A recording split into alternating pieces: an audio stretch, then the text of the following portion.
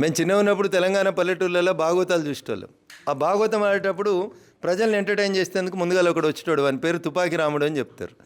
ఆ తుపాకి రాముడు రాగానే ఎట్లా చెప్తుండంటే, నేను లేస్తే ఆగా మీ ఊరిని మొత్తం ఇది చేస్తా అది చేస్తా అని చెప్పేటోడు. అట్లా నేను లేస్తే మనిషిని కాను గట్లుంది కేసీఆర్ గారి ముచ్చట. కాంగ్రెస్ వాళ్ళు కనబడితే ఉరికిచ్చి కొడతారని చెప్తున్న కేసీఆర్ గారికి, అయ్యా ఫిబ్రవరిలో ఒక గ్రాడ్యుయేట్ ఎమ్మెల్సీ, ఒక టీచర్స్ ఎమ్మెల్సీ నీ సొంత నియోజకవర్గంలో జరుగుతుంది, పక్క నియోజకవర్గంలో ఒక టీచర్స్ ఎమ్మెల్సీ జరుగుతుంది.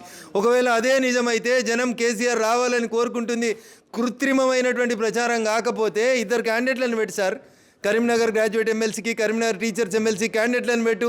జనం మా కోటేస్తారా మీ కోటేస్తారా తెలిసిపోతుంది. దూద్ కా దూద్ పానీ కా పానీ. అందుకని తుపాకి రామని మాటలు బంద్ చేసి క్యాండిడేట్లను పెడితే విల్ సీ ద రిజల్ట్ అనేది నా ఉద్దేశం. ఒకవేళ అదే నిజమైతే జనం కేసీఆర్ రావాలని కోరుకుంటుంది. కృత్రిమమైనటువంటి ప్రచారం కాకపోతే ఇద్దరు క్యాండిడేట్లను పెట్టి సార్, కరీంనగర్ గ్రాడ్యుయేట్ ఎమ్మెల్సీకి, కరీంనగర్ టీచర్స్ ఎమ్మెల్సీ క్యాండిడేట్లను పెట్టు. జనం మా కోటేస్తారా మీ కోటేస్తారా తెలిసిపోతుంది. దూద్ కా దూద్ పానీ కా పానీ. అందుకని తుపాకి రామని మాటలు బంద్ చేసి క్యాండిడేట్లను పెడితే విల్ సీ ద రిజల్ట్ అనేది నా ఉద్దేశం. ప్రపంచంలో ఏ మూల ఏ క్షణం ఏం జరుగుతుందో వేగంగా తెలుసుకోవడానికి తొలి వెలుగు వాట్సాప్ ఛానల్ని ఫాలో చేయండి.